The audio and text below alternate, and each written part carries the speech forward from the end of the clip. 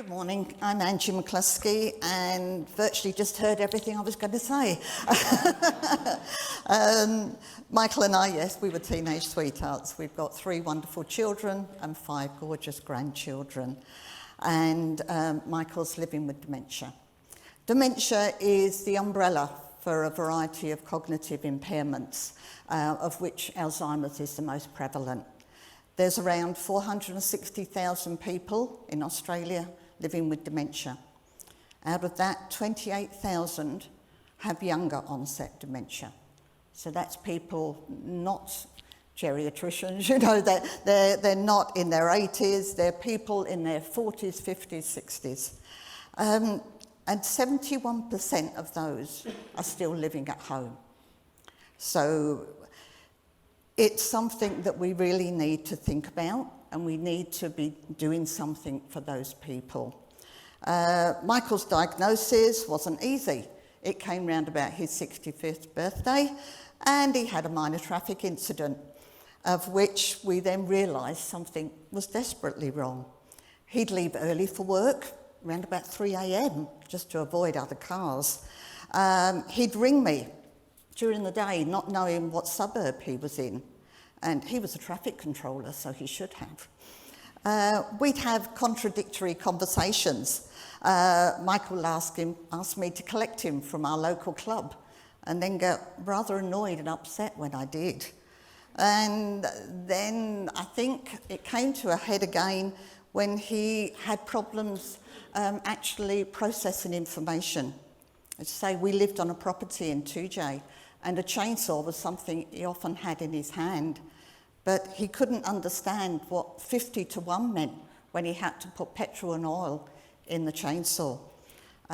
He was also quite a good cook until the day that he made me spinach and ricotta cannelloni, omitting to add the cannelloni, which made it a somewhat interesting meal. Obviously, our family and friends realised what was happening, that we were having problems. And I took Michael to the local doctor. The diagnosis isn't easy. Initially, our doctor told Michael he was much too young to have Alzheimer's and that he dressed too nicely, and sent him home with a prescription for gout. So eventually, we realised that this wasn't going to work. So we went to my son's doctor in Perth. Diagnosis was almost instant. He gave Michael a mini mental state examination and sent him for a brain scan, which confirmed his condition. For almost a year, Michael stayed at home. He couldn't work, and I was still working in the library. He was usually a gregarious, outgoing person, but that had all changed. He started withdrawing from social events, and his behaviour was so unpredictable. Eventually, with the family, I decided to take long service leave, and we'd look to move to Perth, near our family and friends. Within a couple of months, we sold our house and moved in with our son James in his home in Roleystone. His property had a small studio, which we converted, and now live in his garden. During that time, we were given referrals, and we were referred to a specialist in Fremantle, which was excellent. And we also contacted Alzheimer's WA for support, which they did provide. At the same time, we registered for clinical trials, realising that Alzheimer's and dementia are currently incurable diseases with nothing to stem them. And clinical trials are the only way we're going to actually combat this disease. So we registered and we got involved. As I said, friendships change. Many family and friends didn't know how to relate to us anymore. They either ignored Michael's condition or ignored us, which made us feel even more isolated than ever, especially as we were now in a new area. The feeling of loneliness was so real and was affecting us as a couple. Michael's behaviour was becoming more and more unpredictable, and I was in a constant state of alertness. When we went out shopping, I couldn't turn my back because I never knew what he was going to do. And on more than one occasion, we'd arrive home and I'd find a liberated pair of socks or a belt in his pocket. And also some grocery items that I'd never put in the trolley. Michael's got quite a sweet tooth as well. And it was quite distressing when taking his clothes for wash, I find some squished and squashed Magnum ice creams. I was feeling terrible. I was embarrassed and becoming more and more tense whenever we went out in public. Joining Alzheimer's WA was a benefit and learning dementia support. We were provided with forums, seminars and carers groups and workshops and respite facilities for Michael when he needed them, and also residential care as that came along. But there was precious little that we could do together. There wasn't anywhere where we could socialise and relax in a warm, friendly environment without feeling shunned or conspicuous by Michael's non-conforming behaviour. And that's when I decided we can't be alone. There must be so many other people out there who were going through those same feelings that we were. And I wanted to create that inclusive place where people felt comfortable, where those living with dementia, their family, their friends, their carers, could come together, share a coffee and a chat, and feel like part of something again. The Forget-Me-Not Cafe, Rowley Stone, was created with the help of my daughter-in-law, who was absolutely amazing, and a wonderful local cafe owner. We told Alzheimer's what we wanted to do, and also invited the local Armidale Council along. Initially, there were 4 of us to it, Michael and I being the first 2. And now there's in excess of 40 at Rowley Stone each time. The word grew, and we were invited to start other Forget-Me-Not cafes. So that's when I got together with a couple of other carers and said, let's form a team and we can create a dementia network for people for cafes across Perth and the regional areas. The philosophy was simple. All we needed to do was work with a local cafe, set out a basic regular day and time each month that we could host the event. We wanted it to be inclusive, not shut away in a cupboard or an extra room. We wanted to be part of that environment, part of that venue. We asked the local council for their support to come along from time to time and maybe bring along information of local events that would be of interest to us and others. We also asked them for some practical help, such as name badges, and maybe even to help towards the cost of the coffee and cake. The Forget-Me-Not cafes are really come as you are. There's no need to book. It's not a registration system. People just turn up on the day when they want to. What do we bring to the cafe, apart from ourselves? Well, we start with the 4 C's: coffee, cake, chat and creativity. The creativity being tabletop activities. People living with dementia often need to fiddle and fidget. And so we provide simple puzzles, building blocks, Rubik's Cubes, colouring books, just things to occupy.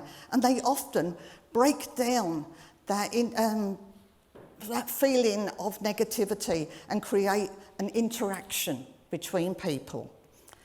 We also have a notice board in which we put all the information about people, from recognising the signs of dementia, to aged care facilities, to home care packages, and various information that could be localised.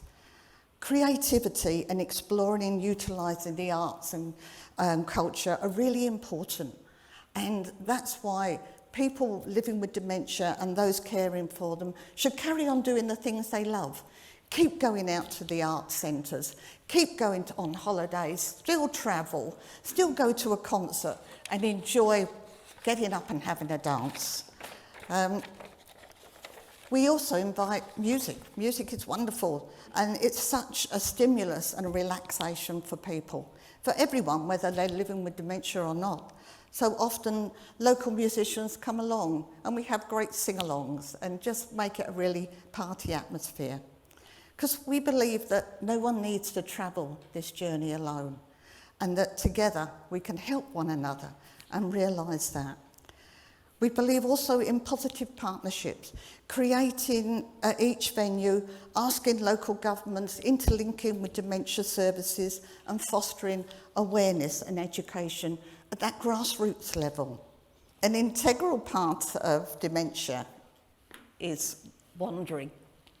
Thank you. Many people living with dementia just keep moving. And not everyone living with dementia, as I said, is old or infirm. Many are active, like Michael. They're very fit and quite strong. Michael went missing a couple of years ago. We were on a picnic in Kings Park and he disappeared. He was missing for several hours and it was a very traumatic experience. The police and emergency services were fantastic. We had friends, family, even strangers come in and offering their help, looking for him. Eventually, he was found 6 hours later, healthy, fine, wandering around the city. Now, it was a wonder that he had survived that long. He has no road sense any longer, so I was very worried that he may have caused a traffic incident. He was luckily a local police squad car, saw his photograph, picked him up and brought him back to Kings Park, where it was very, very dark and very, very cold by then. Michael was totally nonplussed. He didn't know what all the fuss was about. Came back in the squad car waving to everyone like he was royalty. And which, you know, there was no way of finding out why he went or where he was going to go. Could we have prevented it? Maybe, of him being missing that long. A tracker, Michael had a tracker, it wasn't working. The batteries run flat, and because Michael loves fiddling with things, he took a dislike to the tracker and tried to dismantle it at every chance he could, which isn't unusual. We actually have a friend who sadly has passed away now, and he took such a dislike to his tracker, he buried it in the garden. And his wife still hasn't found it. So, now there's also bracelets that people can wear identity. They're fine, but you're only going to look at that after an incident has happened. You're not going to pick someone's arm up as they're walking along the street. So, and also they can be invasive. At a local advocates meeting, there was a young lady with early onset who I was talking to, and she showed me her wrist. And she said, "This is the bracelet, I can't take it off, and it says Shirley, dementia." She said, "That's not me, you know, that's not who I am." So I started thinking of what we could do. What could there be that would recognise someone living with dementia in a friendly way, in a non-judgmental, and maybe in a pleasant way? And that was to create a forget-me-not pin. A forget-me-not pin could be synonymous with dementia. It could be internationally recognised. And so we put this idea out to some of the people at our memory cafes. And at present, we've got quite a few. And the response was overwhelming. There wasn't a single person with a negative answer. Everyone said, yes, we'd love it. We put it on our website as well, and where people were signing that, yes, get a dementia pin, get a forget-me-not pin. So if we can get this forget-me-not pin, how do we get it?